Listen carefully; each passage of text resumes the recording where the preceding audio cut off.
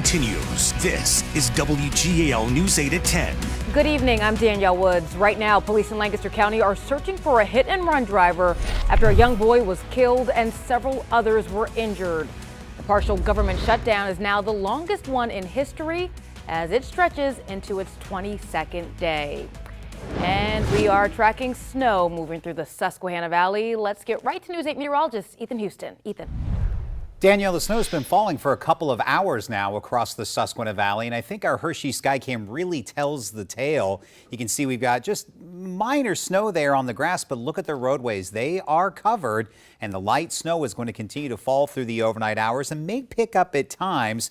Right now, we're sitting at 27 degrees in Hershey. That snow is widespread, but the good news is it is light in intensity, but because it is a light and fluffy snow, it will continue to accumulate and stick on the roadways. The snow is widespread and heaviest off down to our south. There just may be some periods at times where the snowfall comes down at a decent intensity. You can see how large this storm system is. So snow is going to continue to fall through the night and most of tomorrow morning into tomorrow afternoon. So the steady snow is now until 8 o'clock in the morning, looking for general coating to 2 inches along and north of US 30, along and south of US 30 a little bit more, about 2 to 4 inches. And then we'll start to see the snow slowly taper off after 8 o'clock, but it may linger in our far southern counties till about 8 o'clock Sunday evening. We're talking slippery and slow travel, and the worst of this travel will be through the night and on into early tomorrow. So we do have that winter weather advisory in effect until 7 p.m. And again, looking for general coating to 2 inches from Harrisburg, from Lancaster City and points to north, 2 to 4 inches from Lancaster City, York City,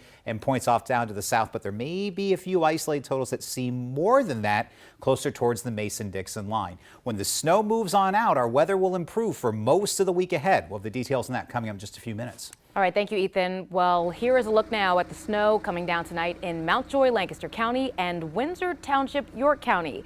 As you can see, it's coated the roads and cars, and we're getting some reports of accidents out there, so take it easy if you are traveling tonight. And be sure to stay with WGAL News 8 this weekend as the storm team continues to track this snow. And don't forget to download our app for the latest forecast right at your fingertips. And we'll have the latest conditions coming up in this newscast. But right now, in Lancaster County, a child is dead and 2 adults injured after a hit-and-run crash in West Hempfield Township. WGAL News 8's Tosin Fakile joins us live at the scene with the latest information. The hit and run happened just before 6 o'clock this evening in front of the St. Mary Coptic Orthodox Church as a child, a man, and a woman were crossing the street. And right now, police are looking for the driver of a black SUV. The West Hempfield Township Police Chief tells me 3 total cars were involved. Police believe 1 car was going eastbound on Marietta Avenue and the other 2 were going west. Police say the young boy that died is around 10 years old, but his age has not been confirmed. The man and the woman that were hit were taken to the hospital. The extent of their injuries is not known. A driver of one of the cars was taken to the hospital, and another driver stayed on the scene to talk to police. A resident who saw the accident said he heard wheels screeching and looked out his kitchen window. Watched the car was hard on the brakes and slid across the road and looked like hit something. And then a couple of seconds later, another car was driving in the opposite direction and could visibly see that they hit a person. There's a vehicle that we're going to be looking for that may have been involved. The black SUV would have front end damage. We don't know the specifics of it. We don't have complete eyewitnesses for all of it. The chief says anyone who may have seen the accident or the black SUV should reach out to their department. Now, I asked the chief if speed was a factor in this hit and run, and he said they're investigating exactly what happened. We're live in West Hempfield Township. I'm Tosin Fakile, WGAL News 8. Covering Harrisburg, police are investigating a crash that injured a family of 6 that was headed to the farm show. Police say it all started with a traffic stop at North 6th and Woodbine Streets around 8 this morning. After police asked 28-year-old John Barber to turn off his vehicle, they say he sped off with an officer hanging onto the car. That officer was not injured. Now, minutes later, police say Barber ran a red light and crashed into a pickup truck at Commonwealth and Forster Streets. That pickup flipped over. Its driver is dealing with life-threatening injuries. The passengers, which include 3-year-old twins, were also taken to the hospital for treatment. Barber was seriously injured and taken to the hospital, where he remains in police custody. 3 people, including 2 firefighters, were killed and nearly 50 others injured in a powerful explosion and fire, apparently caused by a gas leak at a Paris bakery today. The explosion blasted out windows and overturned cars. Firefighters pulled injured victims from windows and evacuated residents. Authorities say 10 people are in critical condition and 37 others suffered minor injuries.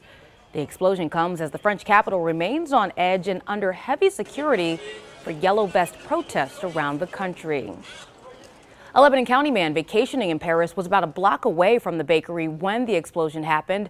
Kyle Brown and his mom were in their Airbnb when they heard a very loud sound. Heard a massive crash, felt it, and that was right before 9 a.m. No idea what it was. I actually screamed for my mom, who was traveling with me, and I asked her if she felt that, if she heard that. She did. Immediately when I woke up, my first thought, just because of everything with that's been going on, was it was a terrorist attack. Brown says hours after the explosion, the roads were still blocked, and as you can imagine, there were a lot of first responders in the area. Well, the partial shutdown of the federal government is now the longest shutdown in U.S. history, surpassing one that lasted 3 full weeks during the Clinton administration. Right now, there is no relief in sight for hundreds of thousands of federal workers who are not getting paid. NBC's Chris Pallone has the latest. Saturday, a record no one wanted to set. The longest government shutdown in U.S. history, 22 days, and still no end in sight. 800,000 federal workers paying the price. It's a little scary. 2 kids, you don't know what the long term is going to be. Among those receiving a pay stub with nothing but zeros Friday, air traffic controllers who have filed suit against the Trump administration. They watch over flights which move 2 million people through the air each day. But we just need the government shutdown to end before the distractions of going months, if not years, without a paycheck begin to decay the level of safety that we've become accustomed to. The sticking point remains President Trump's demand for $5.7 billion from Congress to build a wall along the southern border. After insisting he has the power to declare a national emergency and spend the money without congressional approval, the president has backed off that option for now. I'm not going to do it so fast. Instead, he spent Saturday morning blaming Democrats on Twitter. Elections have consequences, the president wrote.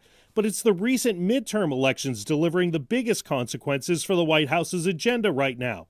After flipping 40 Republican seats, Democrats control the House. They say they want to reopen the government before any discussion about border security takes place. The question is, are there enough Republicans who do too? Some have signaled they're willing to back spending bills that don't include funds for a border wall, but Republican Majority Leader Mitch McConnell won't bring spending bills the president opposes to the floor for a vote. Ronald Reagan was overridden with Republican votes. George Bush. This is the first time a Senate leader has said the United States Senate is now totally under the control of the president of our party, and we won't even vote on something if he doesn't give us permission. Across the country, charities and businesses are trying to help federal workers who are going without pay with free meals and loans. But it's a matter of time before charity and patience run out. Chris Pallone, NBC News. In light of the current political climate, a Lancaster County church is hoping to use the power of prayer and reflection to better the nation. Today, Moravian Center of Lancaster hosted a prayer session. The church's pastor tells us they're praying for those affected by the shutdown, for immigrants and law enforcement, and praying for those who make the big policy decisions. There's an element that is out of our control. And with that, going to God and saying, we're going to leave this at your feet. We're going to ask that your will be heard, that your will be done. Church leaders wanted this session to be a safe space for everyone to come and pray together.